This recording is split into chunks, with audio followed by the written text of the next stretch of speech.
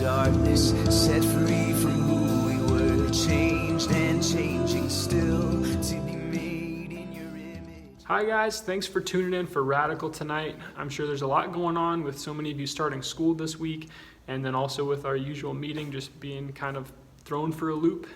Thanks for rolling with it, and I'll give you more updates as they come about when we can get back to meeting in person. But we're going to wrap up our series on Jesus Imposters this week. We've talked about a political Jesus, we've talked about Hollywood Jesus, and this week we're going to talk about legalist Jesus, which we'll dive into more of what that looks like. So I want to do an opener question.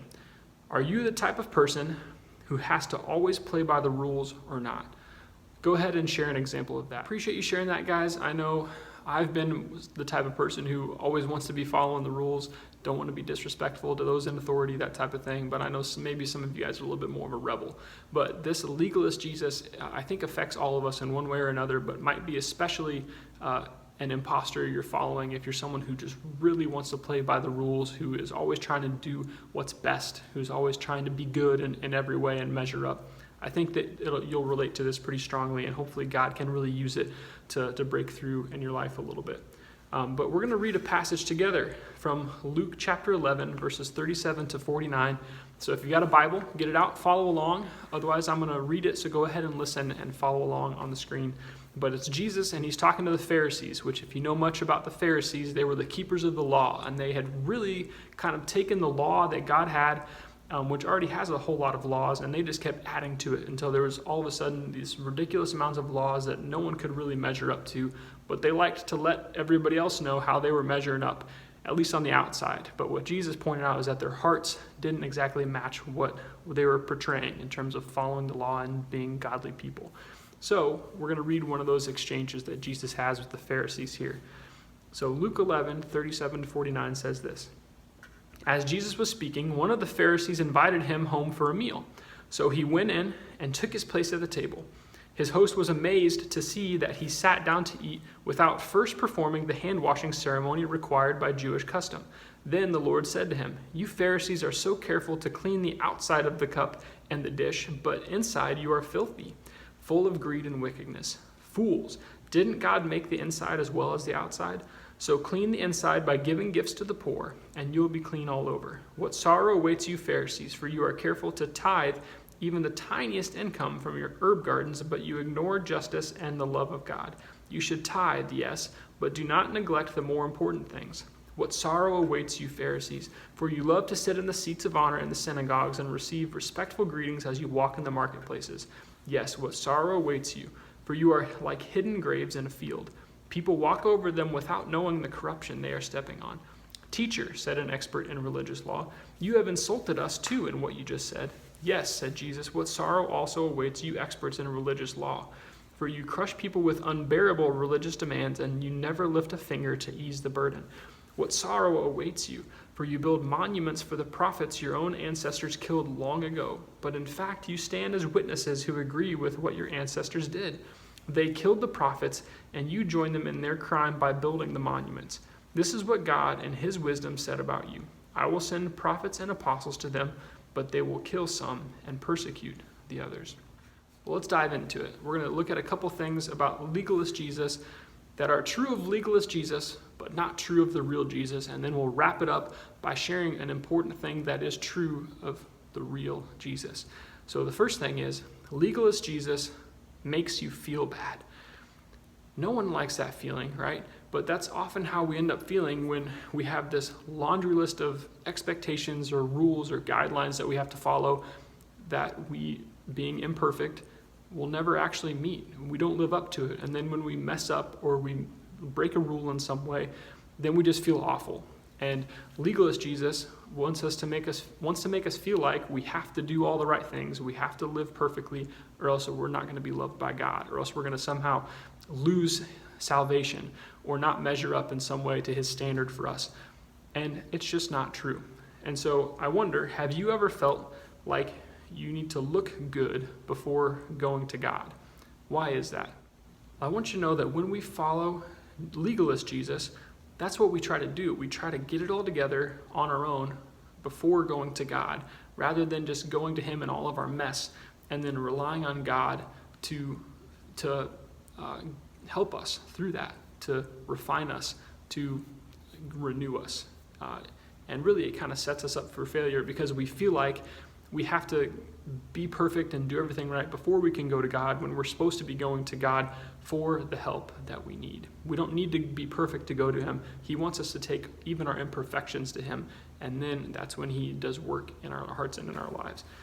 But if we try to live for trying to be good and measure up, then inevitably we're going to feel bad about ourselves. That's what kind of happens as we listen to this legalist Jesus. We just think, man, I'm not good enough. I'm never going to earn God's love. Like, I don't know why I even try. I'm not a good Christian. I can't do this thing. And we just feel down. And then following Jesus becomes hard because we feel like we're not measuring up to some standard that isn't really there, that we think is there. And so legalist Jesus just brings us down in that way. So like the Pharisees, this is kind of how the Pharisees made people feel. And Jesus called them out for it. Like the Pharisees, this imposter can really make you feel like a screw up, right? That you're just not good enough. You're never going to measure up. He makes you feel bad. And so an example of this, I don't know if any of you guys have played the card game Mao whenever you've been on the mission trip. The game, it's meant to be in good fun, but it can be frustrating when you start doing it because you have to learn the game as you go. No one tells you the rules. You just start playing. And then if you do something wrong, boom, you get a card. And you just keep doing things wrong, and the next thing you know, you've got a bunch of cards and you don't know what you did. And I feel like that's kind of how legalist Jesus works. We have these rules or these expectations, whether true or not. And when we misstep, it's like we feel like legalist Jesus is just, boom, making us feel bad. Hey, how dare you do that? I can't believe you would do that. And just keeps giving us those cards, so to speak, and they just pile up. And then we just feel this weight of like, man, I'm just never going to be able to follow Jesus, right? He probably doesn't even love me. And that couldn't be further from the truth. But that's how legalist Jesus can make us feel. Legalist Jesus also does this. He loves conditionally. Not unconditionally, but legalist Jesus loves conditionally. So I've got a question for you to reflect on. Can you sin too much to be loved by God? I think that's such a good question to ponder. Can you be too much of a sinner, or can you sin too much to be loved by God? And there's a lot of scriptures that can point us to that, right? That give us the answer to that about God and his love for us. And so maybe you ought to look one of those up right now to remind yourself of that. But as we're thinking about legalist Jesus, he wants to make you think that forgiveness needs earned, that you need to do the right things. You've got to measure up in some way, follow all those rules in order to kind of meet this equation to gain forgiveness from God. Even if you might know that grace and forgiveness are received freely, you might still in your head be listening to that legalist Jesus that makes you think you got to do it just right for that forgiveness to be legit, for you to really receive that. And it's just not true.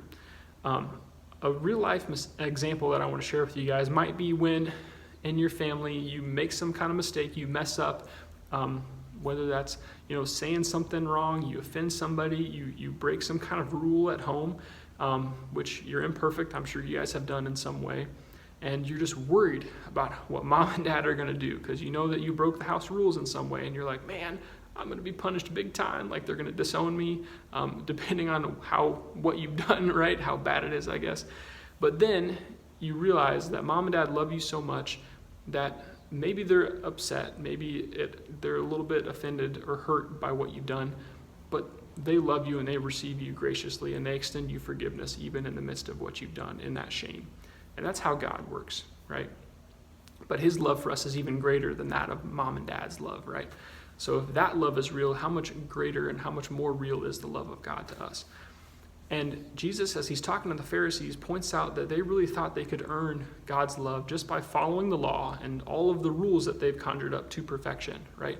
And even when their hearts were astray and they were just trying to earn their perfection and were full of pride before others, their hearts were in the wrong place. But by following the rules on the outside and looking good on the outside, they thought that they could attain that they could just earn God's forgiveness. And they just cared about their action and not about their heart. And that couldn't be further from what God wants for us. God's love is something that can't be earned, that isn't conditional. God's love isn't contingent on our perfection. God's love is contingent on the fact that he has such a great love for us, that he extends that love and that grace for us unconditionally, and we just are receivers of that love. And we can't sin too much. We can't, there's no amount of sins that we can pile up that are going to be too great or make God stop loving us. His love is unconditional. And what I want to point us to as we wrap up is the real Jesus, and the fact that the real Jesus gives unlimited grace. I want you guys to hear that, because that legalist Jesus just wants to whisper in our ear, you're not good enough. You're never going to measure up. You can't earn God's love. What you did was too bad. He'll never show you grace for that. And God's love is bigger than that. It's greater than any sin we've committed, and His grace is unlimited. Jesus is more concerned with the state of your heart than on your actions, than on how good you are, how you're measuring up. When our heart is in the right place, our actions will follow. When our heart is set on God, then our actions will follow in a godly way. Proverbs 4:23 talks about that. It says, guard your heart above all else, for it determines the course of your life. When your heart is following Christ, then He will work that out, and He will do an inward change in you, so that your heart then flows out in your words and your actions and in your life. Rather than trying to fix things up from the outside in, you need to let God transform your heart from the inside out. And the real Jesus shows us grace whether we deserve it or not. We don't need to earn any love from the real Jesus. So I wonder, how has an unforgiving person in your life made you feel? I'm sure you've felt what that's like, how that can be so painful, that no matter how much you want to make amends with them and you're pouring your heart out trying to apologize, maybe they're unforgiving and treat you differently because of what you did to them. Well, I want you to know that that's not who Jesus is. And we've sinned against Jesus more than anyone. We've sinned against God more than any other person, but He still shows us grace. Jesus is always forgiving, and He has unlimited grace for you and I, as long as we humble ourselves and confess and repent to Him. He gives us unlimited grace. And so the distinction between legalist Jesus and real Jesus isn't a lack of expectations, right? Jesus still desires for us to live a certain way. He still has expectations for us. But the difference is in a desire to show grace and to transform us inwardly, to not make us feel like we just have to measure up on the outside, look and act a certain way, and then we'll earn it, but instead to show us grace, and then as we receive that grace, to let Him into our hearts to transform us from the inside out. As an ending note here, I just want to share something with you guys from a movie you're probably familiar with, Forrest Gump.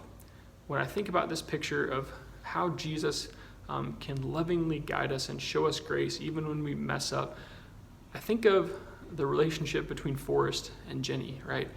It was messy.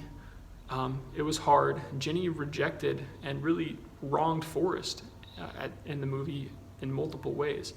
But Forrest had just such this pure love for Jenny, this heart for her and who she was, that no matter how many times she wronged him, he always received her back with open arms. He always showed her love and showed her grace.